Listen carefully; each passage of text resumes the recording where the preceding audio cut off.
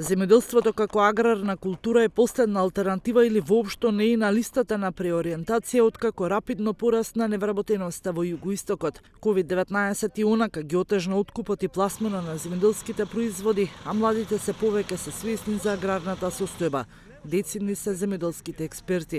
Своето екзистенција барат во земјоделието, можам слободно да кажам дека барем според сето она што се случува во секторот земјоделие, мислам дека нема такви заинтересирани кои што својата екзистенција и опстанок на своето семејство ќе го бараат во земјоделието.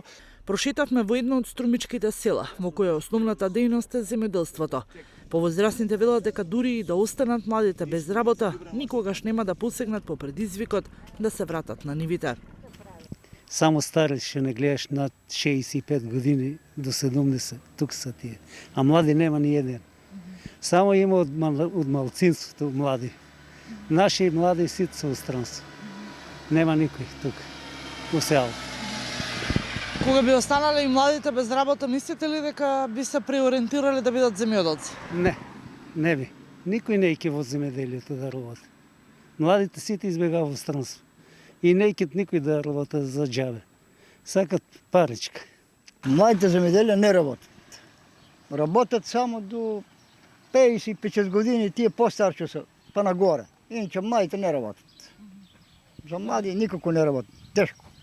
Ниту субвенционирањето на речиси сите земјоделски култури не може да ги натера младите да почнат активно да се занимаваат со земјоделството. Се почеста е сликата во најголемата котлина во Македонија на напуштени пластеници и неизорани ниви. Ваква е сликата со години наназад. Ретко кој од младите се преориентира да работи земјоделство.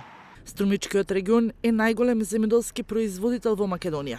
Струмица има околу 8130 хектари под различни категории на земјиште, кои очигледно остануваат да сведочат за времето кога основната дејност беше земјоделството.